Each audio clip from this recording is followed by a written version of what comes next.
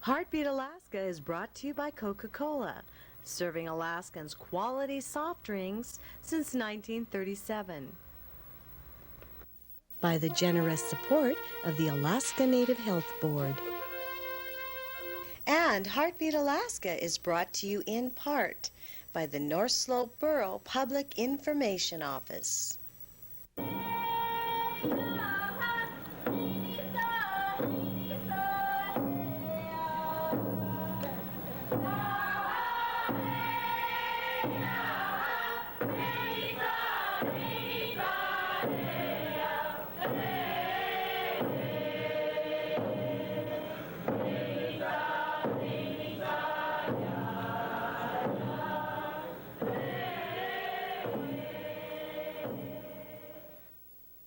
Welcome to Heartbeat Alaska.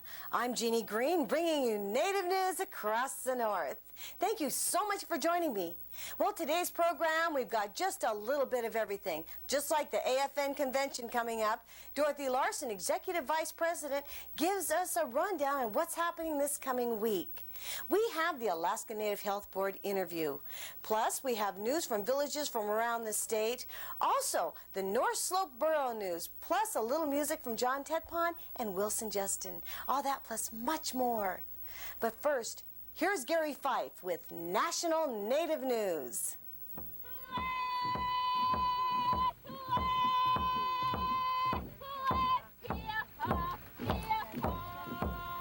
This is National Native News. I'm Gary Fife, and here's a special hello to all our Alaska viewers, our friends in Canada, and the American Indian Heritage School in Seattle.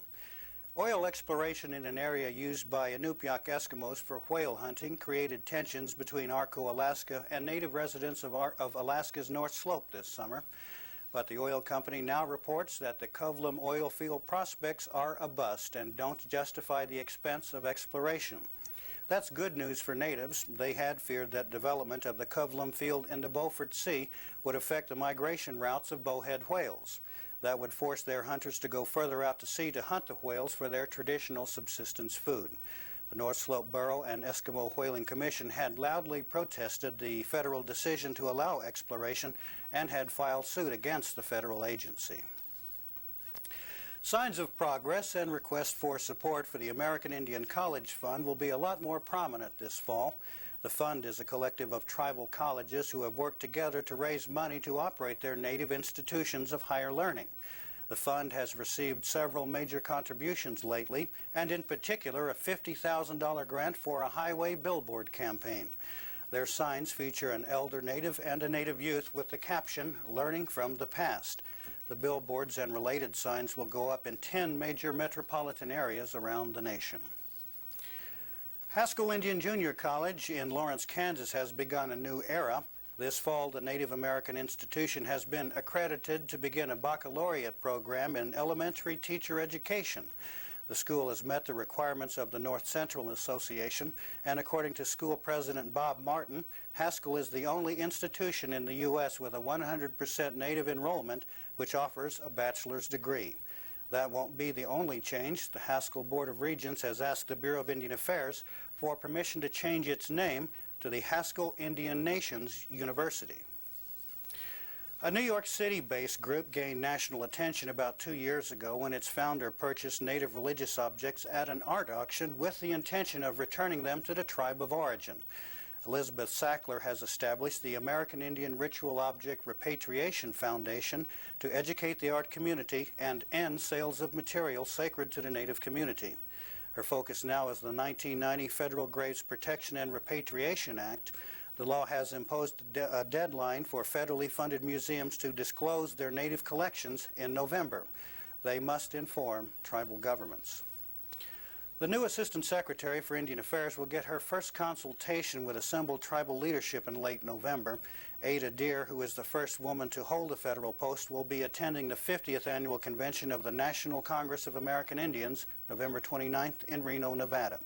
The agenda will include items such as the Clinton administration, tribal gaming, religious freedom, and nuclear waste storage on reservations. Native veterans will also get major attention.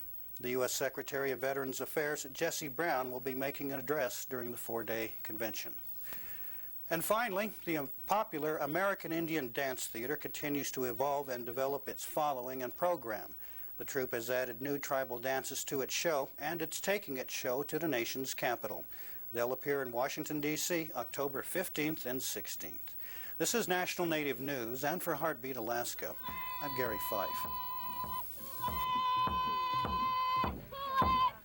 Thanks, Gary. As many of you already know, Gary Fife is known nationally through his news programs over Alaska Public Radio Network's National Native News. Plus, he's heard on stations throughout the state of Alaska, public radio stations. We're really happy to have him here on Heartbeat Alaska. We'll be back with more news from all over the state right after these messages. Country road, take me home to the place I belong, West Virginia, Mountain Mama. We have always felt in harmony with the land. Chakome, tapiwa, the skumok, ta tapiachu, kenok honestje, matapiwa, makaspumos, akum. Help the Soil Conservation Service help our earth. Call us today. We owe it to our children. Ki, olak na si. Kiniktof sa nakto si sa majinikuin piyenganik apayom. Kuyana, tekuva. Alcoholism affects our people not only here, but in the workplace. Any kind of workplace. Alcoholism destroys native families in the bush, but also devastates urban native families, no matter where they live.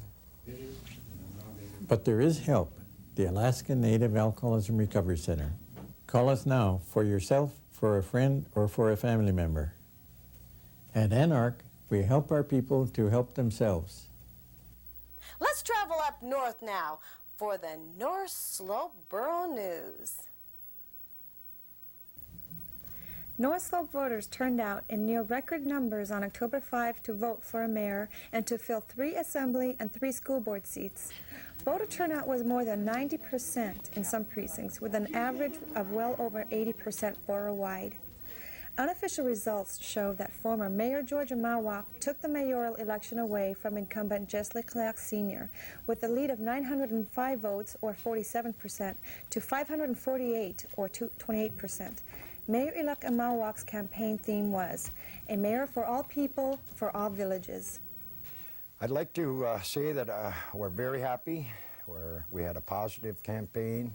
We're willing to organize immediately with our staff and with the department directors, and we want to immediately work with the private sector that is out there, and as well as the public in the villages, the city mayors, the city council members, the village corporations, and all the nonprofit associations. So we're gearing up to unite everybody. That's one of my major goals that I have.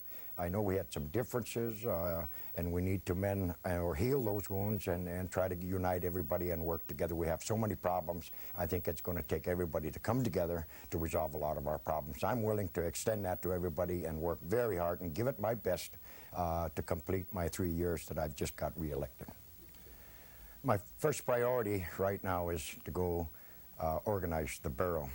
And immediately upon that, I'd like to look at where the borough is financially, where the borough is with the capital improvement budget and so forth, and to execute a number of jobs that are needed in the villages at all levels. I think that's one of the first priorities that we need to do, and also execute some new programs, if you will, that will put jobs out in the streets, as well as patronizing some of our local businesses that are out there. They need some of those contract work immediately now, and we need to work right now with the private sector.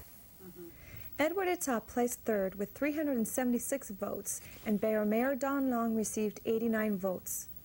In other races, challenger Molly Peterson won the race for Assembly Seat B, and Mike Danner is facing a possible runoff against Rex Tuzroluk for Assembly Seat D. 40% of the vote is required to win a seat, and with approximately 200 question ballots yet to be counted, Danner unofficially has 39.9% of the vote. Assembly Seat F was retained by incumbent Mike Ahmet, who received 55% of the vote. In school board races, incumbent Heidi Uliman will retain Seat A. Seat B candidates Archie Brower and Rosabelle Rexford, and Seat E candidates Forrestine Uliman and Delbert Rexford face runoff elections. Barrow was visited by neighbors from Northwest Canada on September 20, 21, and 22. The Northern Transportation Corporation Limited, Inuvialuit Regional Corporation, the Gwich'in Tribal Council, and Canadian Inuvialuit Dance Group came to Barrow to learn about how our government on the North Slope operates and what services are provided to the community. The Canadians discussed business opportunities with the Arctic Slope Regional Corporation and met with the North Slope Borough officials. The Canadian visitors have been discussing the formation of their own regional government in the Northwest Territories. The trips also included tours of local organizations and informational meetings with Uppervik Inupiaq Corporation and with the North Slope Borough Mayor Jesli Khalek and department directors. After full days of meetings, the evenings began with the local Eskimo dance group Nubungmut, Surimanik Chuat, and the Inuvialuit dancers from Canada.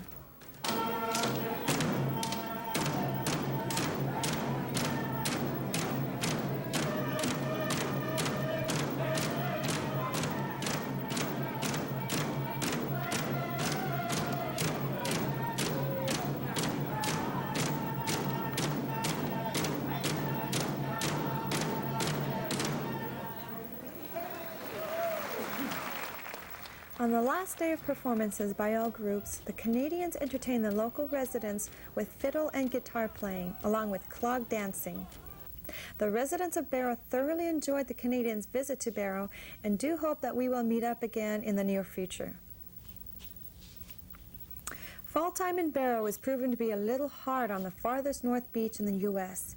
Many local residents are concerned about the beach erosion due to the high winds and the strong waves that have hit our town. This has been going on for many years, and the rate of the erosion seems to be increasing in recent years. In the past, North Slope Borough CIP has put tons of bags filled with sand and concrete to help prevent the cliffs from washing away. This has proven successful in some areas of the beach. For Heartbeat Alaska and the North Slope Borough, I'm Tina Corwin. Koyunakbuk. Thank you once again for that excellent report from the North Slope Borough. We turn now to Ann Walker in the Alaska Native Health Board interview.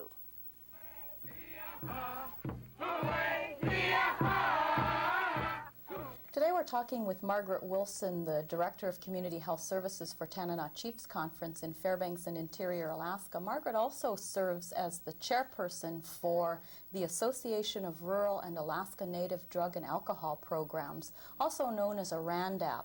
She's with us to talk to us today about some of the goals and activities of a RANDAP. Margaret, could you explain to us who a RANDAP is and some of their members? A RANDAP was formed approximately 4 years ago, and actually it's advisory to the Alaska Native Health Board on issues that relate to substance abuse. And we are represented by 12 Native health regions, and at this time we have 22 members. There are many people watching the program today who may be interested in a career in substance abuse. Can you tell them a little bit about the process of becoming a counselor? Actually, it's not a requirement that you have a bachelor's degree that you would be an alcohol counselor. Many of our people already in the villages have some counseling skills. And in fact, many, particularly in the TCC region, we have a fair amount of people who are already certified by the state at a level 1 substance abuse counselor. One of the big problems that we see in rural Alaskan villages is that there usually isn't a village-based counselor that people who have substance abuse problems can go to talk to. And I know Arandap is working on this as an issue. Can you tell us what some of the plans are for village-based counselors? One of the things that Arandap has been real supportive of has been the formation of a regional training center. And this would be on the village health aid model, in which counselors receive training every year. There would be a place, let's just say Anchorage would be a place where we would have a clearinghouse, and it would be based in Anchorage, but we would also be able to have regional trainings out in the rural areas, so people won't have to leave home to receive the training that's needed for certification. Margaret, some of the folks have just returned from a retreat at Gina Hot Springs to do some strategic planning. What were some of the goals that you set for this coming year? Actually, we will be focusing on 3 different areas this year. And one of our focuses, again, will be the inhalant abuse. We would like to keep the momentum going, and we've had real positive feedback on some of the activities that we've done so far this year. The other thing that we are wanting to focus on is the certification for this year for some of our counselors that work in the villages. And with that, support a regional training center as well. And lastly, but not the least, are working on bridging and linkage for some of our clients who leave a treatment center and who go back to the rural areas.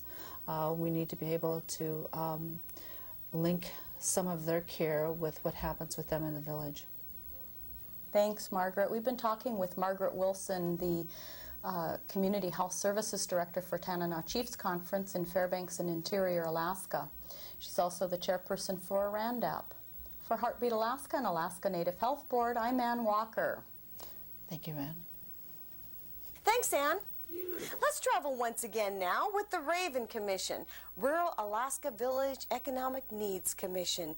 Edgar Blatchford traveling around the state, talking with people about what problems they perceive. This is all leading up to a 2-day meeting, October 12th and 13th, here in Anchorage at the 4th Avenue Theater.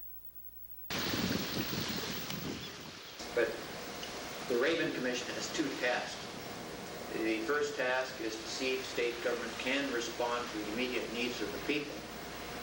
That means whether we can access existing pots of money for the people, whether it's through HSS, Health and Social Services, or whether we can use some of the small economic development grants within Commerce and DCRA. And 3, whether we could... Commissioner Blatchford continues his travels throughout the state, talking to natives and, more importantly, listening to what problems they feel need immediate and long-term attention. We can see a lot of reasons out here why their problem is not coming from the Falls Pass district from Area M. And we have reported those reasons many, many times at the Fish Board meetings. And those reports have indeed inspired the Department of Fish and Game to take hard look and do tagging studies. But frankly, the people up there are not accepting those studies. They just will not hear it. They seem to be insistent on making us the Exxon Valdez of the illusions. Whether it's the lack of fish or the lack of jobs, the people of rural Alaska are definitely opinionated. Each meeting was charged with emotion. There's a heck of a lot that needs to be done. There's a lot of research. I think that a lot of the statements that have been made are based during an emotional period, that there has been data that has been collected that hasn't been distributed or studied, and that is what I hope the Commission will do. And there will be a formal meeting of the Raven Commission October 12th and 13th. If you're in town for the AFN, make sure you stop by. It's at the 4th Avenue Theater. Day 2, they have public hearings just to hear your concerns. And speaking of the AFN convention, I spoke with Executive Director Dorothy Larson. We'll hear all about the agenda right after these messages. Gee, thanks to these airbags here, this job is now a piece of cake, Claire. But Vince... Yeah, I'll tell you something, partner. I just might stick around a few more years. But Vince... No more dashboard du jour or Vince under glass, huh? But Vince... Look out! Even with airbags, Vince, you still got to remember to buckle your safety belt. Now you tell me. You could learn a lot from a dummy. Buckle your safety belt. If you have news or information from your village or community, please call Heartbeat Alaska, area code 907-563-3507, or fax 907-563-7079. Tomorrow, the AFN convention begins, not officially, but with the Youth and Elders Conference. Dorothy Larson, Executive Vice President of the Alaska Federation of Natives, gives us the agenda. This is the 27th annual convention, and one of the reasons AFN, was organized in the beginning was because of the Alaska Native Claims Settlement Act, and each year we've gotten together. Alaska Natives from all over the state have gotten together to for an annual convention, and they talk about the issues that are of importance to them, issues that are. Some of these issues we hear about year after year. They're continuing issues, and some are new. One that we've had to focus on for the last few years, of course, is the subsistence issue. On Monday, we'll have the Elders and Youth Conference beginning. Youth and Elders in the past have said, we want more time together. So the councils got together this year and decided that they would have the entire conference jointly. The evening of Monday is going to be a special evening. They'll have the a co-sponsored evening with the United Nations USA Alaska chapter. They'll be having a cultural evening. We have a dance group, storytellers, and several dance groups and a storyteller coming in. And on Tuesday, the AFN co-sponsors assist the Alaska Native Education Council in putting on the education conference. So we provide space, and the Alaska Native Education Council sponsors the education conference for 2 days. We work with Our Lady of Compassion, and they sponsor, co-sponsor an evening with AFN and invite people over for dinner on Tuesday night, the elders over for dinner. We make sure there's some entertainment, some dance groups, and this year there'll be a gospel group singing. And the residents at Our Lady of Compassion enjoy having their friends and relatives from the villages come in and to have dinner with them.